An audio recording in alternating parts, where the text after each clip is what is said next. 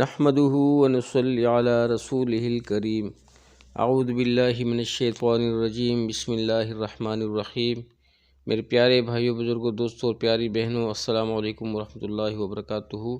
آپ سب لوگوں کا ہوسٹ فیاض الدین اسٹار گو ٹی وی کی جانب سے ایک بار پھر ایک مختصر سی ویڈیو کے ساتھ حاضر ہے، اور آج کی اس ویڈیو میں اللہ سبحانہ تعالیٰ کی عظیم الشان کتاب کی چند آیت کا مفہوم پڑھیں گے اور ان کا ترجمہ، ان کی تفسیر احادیث کی روشنی میں سنیں گے، تاکہ ہمیں اللہ تعالیٰ کے راستے میں مال خرچ کرنے کی فضیلت کا پتہ چل سکے، فائدے کا پتہ چل سکے کہ اللہ کے راستے میں مال خرچ کرنے سے کیا ملتا ہے اور اس کا کیا اجر ہے۔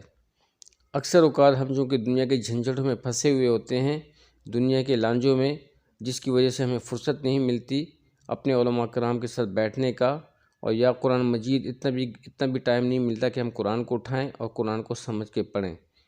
تو اسی وجہ سے اسٹار گو ٹی وی کی جانب سے آپ لوگوں تک اللہ تعالیٰ کے راستے میں مال خرچ کرنے کے فضائل کی رسائی ممکن بنانے کی کوشش کی جا رہی ہے کہ تعلیمی حلقے کے ذریعے سے آپ تک یہ بات پہنچ سکے اور ہم سب لوگوں کے لیے اصلاح کا ذریعہ بنے۔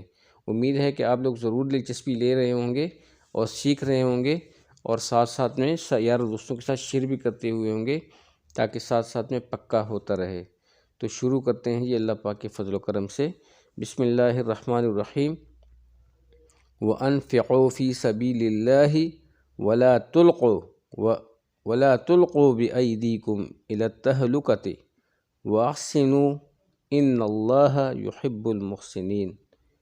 اللہ سبحانہ تعالیٰ فرماتا ہے اس آیت میں، اور تم لوگ اللہ کے راستے میں خرچ کیا کرو، اور اپنے آپ کو اپنے ہاتھوں تباہی میں نہ ڈالو، اور خرچ وغیرہ کو اچھی طرح کیا کرو، بے شک حق تعالیٰ جل شانہ محبوب رکھتے ہیں اچھی طرح کام کرنے والوں کو۔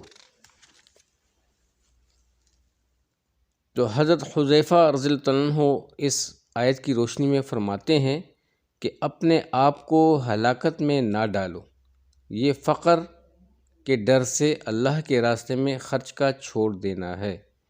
حضرت ابن عباس رضی اللہ عنہ بھی اسی آیت کی روشنی میں فرماتے ہیں کہ ہلاکت میں ڈالنا یہ نہیں ہے کہ آدمی اللہ کے راستے میں قتل ہو جائے، بلکہ یہ اللہ کے راستے میں خرچ سے رک جانا ہے۔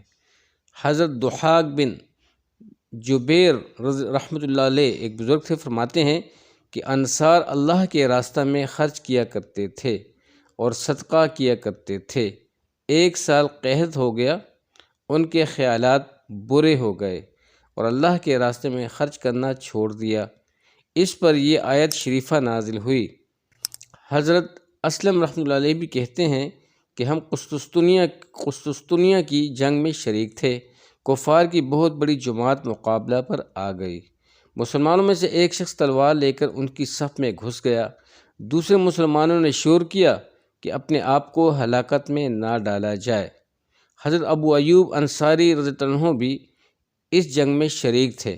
وہ کھڑے ہوئے اور ارشاد فرمایا کہ یہ اپنے آپ کو ہلاکت میں ڈالنا نہیں ہے، تم اس آیت شریفہ کا یہ مطلب بتاتے ہو۔ یہ آیت تو ہمارے بارے میں نازل ہوئی۔ بات یہ ہوئی تھی کہ جب اسلام کو فروغ ہونے لگا اور دین کے حامی بہت سے پیدا ہو گئے، تو ہماری یعنی انصار کی چپکے یہ رائے ہوئی کہ اب اللہ جل شانہ نے اسلام کو غلبت و عطا فرما ہی دیا اور لوگوں میں دین کے مددگار بہت سے پیدا ہو گئے۔ ہمارے اموال، کھیتیاں وغیرہ عرصہ سے خبرگیری پوری نہ ہو سکنے کی وجہ سے برباد ہو رہی ہیں، ہم ان کی خبرگیری اور اصلاح کر لیں۔ اس پر یہ آیت شریفہ نازل ہوئی، اور ہلاکت میں اپنے آپ کو ڈالنا، اپنے اموال کی اصلاح میں مشغول ہو جانا اور جہاد کو چھوڑ دینا ہے۔ در منصور۔ ایک دوسری آیت میں اللہ سبحانہ وتعالیٰ فرماتے ہیں وَيَسْأَلُونَكَ مَاذَا يُنْفِقُونَ قُلِ الْعَفْوَ۔ لوگ آپ سے یہ پوچھتے ہیں کہ خیرات میں کتنا خرچ کریں، آپ فرما دیجئے کہ جتنا ضرورت سے زائدہ ہو، کہ جتنا ضرورت سے زائد ہو۔ فائدہ میں اس کی تفصیل میں لکھتے ہیں یعنی مال تو خرچ ہی کرنے کے واسطے ہے، جتنی اپنی ضرورت ہو اس کے موافق رکھ کر جو زائد ہو وہ خرچ کر دے۔ حضرت ابن عباس رضی اللہ عنہ فرماتے ہیں کہ اپنے اہل و عیال کے خرچ سے جو بچے وہ غفہ ہے۔ حضرت ابو امامہ حضور اقدس صلی اللہ علیہ وسلم کا ارشاد نقل کرتے ہیں کہ اے آدمی جو تجھ سے زائد ہے اس کو تو خرچ کر دے، یہ بہتر ہے تیرے لیے، اور اس کو روک کر رکھے یہ تیرے لیے برا ہے۔ اور بقدر ضرورت پر کوئی ملامت نہیں، اور خرچ کرنے میں ان لوگوں سے ابتدا کہ جو تیرے عیال میں ہیں، اور اونچا ہاتھ یعنی دینے والا ہاتھ بہتر ہے اس ہاتھ سے جو نیچے ہو یعنی لینے کے لیے پھیلا ہوا ہو۔